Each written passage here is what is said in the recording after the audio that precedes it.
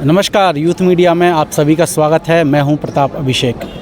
मध्य प्रदेश में विधानसभा चुनाव संपन्न हो चुके हैं। विधायक नवनिर्वाचित विधायकों ने अपनी शपथ ले ली है। अब वो अपने क्षेत्र में जन समस्या सुनने के लिए उतर चुके हैं।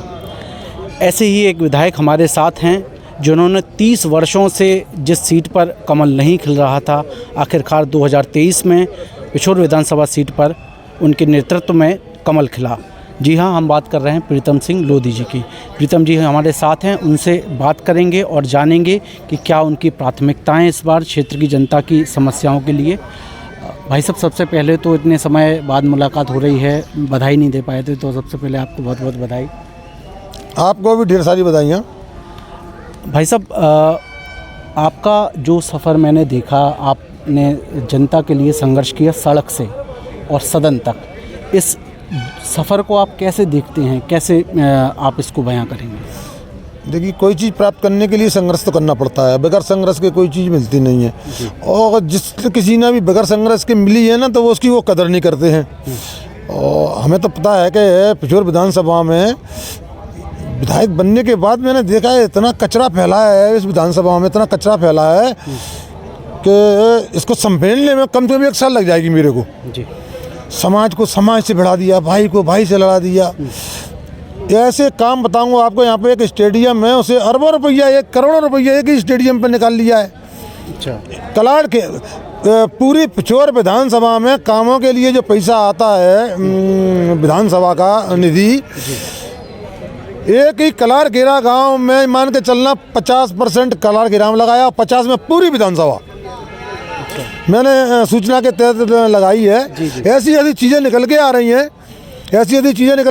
हैं, कि फर्जी मार्कशीटों पे लोग 70,000 रुपये तनख्वाह पा रहे हैं, फर्जी मार्कशीटों पे। जी।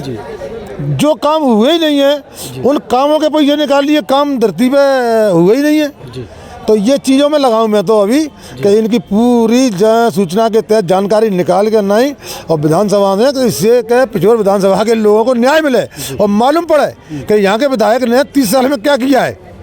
तो 30 साल में शासन का पैसा कैसा इसने गुमराह करके शासन को और लोगों को खाया है और लोगों को खिलाया है अपने चमचों को, वो चीज़ निकाल रहा हूँ मैं।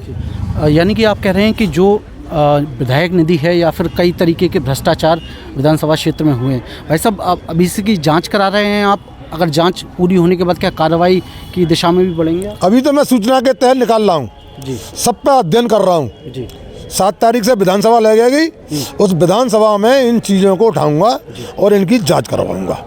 जब जाँच होगी तो देखना, इसमें कई लोगों पे केस दर्ज होने, कई लोगों को जेल जाने हैं, कई लोगों को जो शासन का पैसा इनने खाया है तो उसका भी जवाब देना पड़ेगा, उस चीज़ का भी लेगा नहीं, वो चीज़ कर रहा हूँ मैं अभी।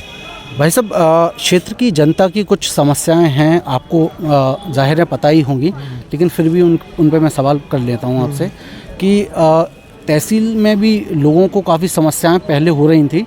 चाहे किसी भी काम के लिए लोगों को पैसे के बिना उनकी फ़ाइल आगे नहीं बढ़ती थी, तो अब क्या हालात हैं, और अगर ऐसे हैं तो उस पर आप क्या कदम उठा रहे हैं? पहले तो हमारी संकल्प यात्रा चल रही है जी, विकसित संकल्प यात्रा। उसमें हम गांव में जा रहे हैं और गांव की चौपाल पे ही बैठ के कामों को लोगों को निपटाते हैं।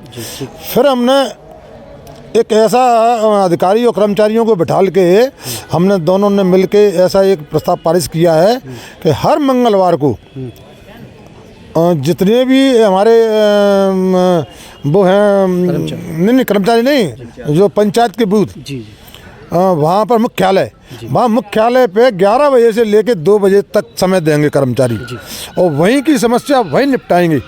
ये आदत है तो लोगों को यहाँ आने की ज़रूरत ही नहीं पड़ेगी, ना ही कलेक्ट्रेट में आने की ज़रूरत पड़ेगी, ना ही पिछोर आने की ज़रूरत पड़ेगी, ना खनीज आने की ज़रूरत पड़ेगी।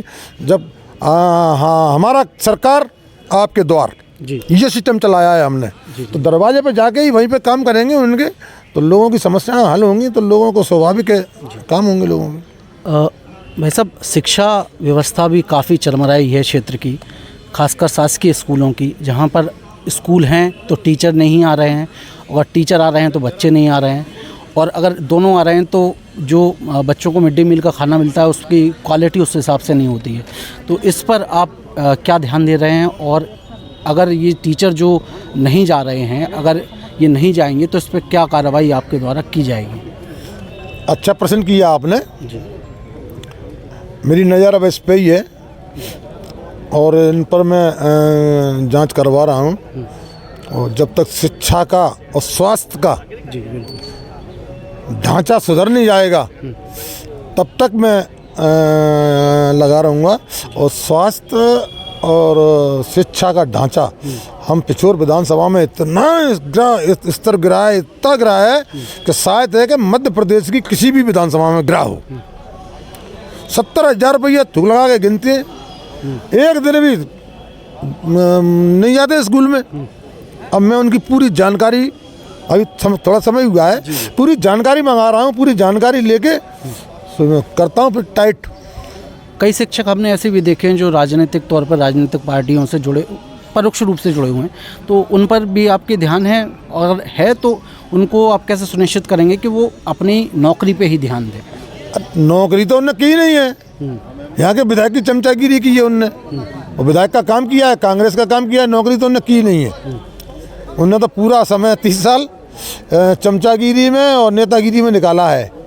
तो ऐसी लोगों पर तो कार्रवाई करवानी है अपने। अच्छा, आपकी नज़र में मतलब हैं? नज़र में है, पूरी नज़र में है मेरी में। एक एक व्यक्ति, एक एक चम्मच नज़र में है।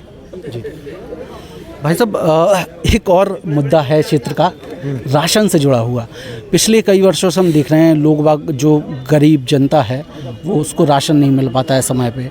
तो आप चूँकि अब जनप्रतिनिधि बन चुके हैं, जनता की जो भी समस्याएं वो आपके ही पास आई हैं, तो कंट्रोल में सही से अनाज मिले ये सुनिश्चित कैसे कर रहे हैं आप? अभी तुमने देखा होगा कंट्रोलों के बारे में, खाद्यान्न के बारे में कई लोग आए, मैं सबसे मना कर रहा हूँ।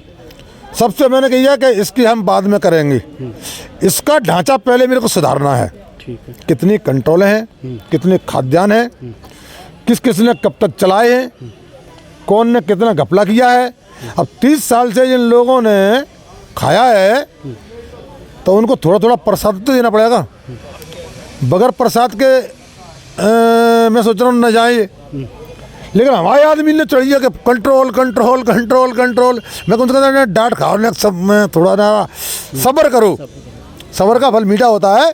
पहले जो कांग्रेसी लोग हैं उनको प्रसाद दे दें, 2 महीने की नहीं को जरा प्रसाद मिल जाएगा, तब फिर इसको सही ढांचा बिल्कुल बना के और बिल्कुल योजनाबद्ध तरीके से फिर वितरण करेंगे। मतलब जनता को जो उनका अनाज है वो मिलेगा, चाहे किसी के भी पास हो। एक एक दाना जी। हम ऐसे व्यक्ति नियुक्त करेंगे जो उसमें से दाना भी न ले पाए। गरीब का जो ऊपर से आया है पूरा का पूरा वहाँ पहुँचे, ऐसे व्यक्ति हम ढूंढ रहे हैं और ऐसे व्यक्ति ही हम नियुक्त करेंगे। भाई साहब, अभी हाल ही में आप 2 दिन के प्रशिक्षण वर्ग पे भोपाल गए थे, वहाँ पे आपसे मुलाकात भी हुई थी। अगला प्रश्न मेरा राम मंदिर से जुड़ा हुआ है। 22 तारीख को राम मंदिर का प्राण प्रतिष्ठा होनी है, तो उसके लिए विधानसभा क्षेत्र में क्या तैयारियां चल रही हैं? देखिए, आज पूरा भारतवर्ष राममय हो चुका है। पूरे भारतवर्ष में एक ही अलग जगह लग रही है, 22 तारीख को दीपावली मनाना। राम जी आ रहे हैं, दीपावली मना रहे हैं। तो ये सिस्टम हमारा हर कार्यकर्ता इस पर नज़र रखे हुए हैं और हर कार्यकर्ता इसमें लग गया है। अब 22 तारीख को जो जहाँ पर है, अपने घर पे हैं तो हम घर पे दीपावली मनाएंगे, अगर मुख्यालय पे हैं तो मुख्यालय पे मनाएंगे, विधानसभा है तो विधानसभा मनाएंगे। क्योंकि पूरे हिंदुस्तान के लोग अयोध्या पहुंच रहे हैं, तो ऐसा नहीं है कि वहाँ पर सारे लोग बन जाएंगे, क्योंकि जगह कम है और हिंदुस्तान में समर्थक बहुत हैं और राम भक्त बहुत तादाद में हैं। इसीलिए मेरा तो आपके मीडिया के माध्यम से यही आग्रह, हाथ जोड़कर निवेदन है कि अपने अपने घरों में दीपक जलाएं और अपने अपने मुख्यालयों पे जहाँ जहाँ सुविधा हो वहाँ राम भगवान जी की आगमन पर दीपावली शुभ अवसर पर मनाएं। जी। तो आप सुन रहे थे पिछोर विधानसभा से नवनिर्वाचित विधायक प्रीतम लोधी जी को। फिलहाल इस वीडियो में मुझे दीजिए इजाज़त। नमस्कार।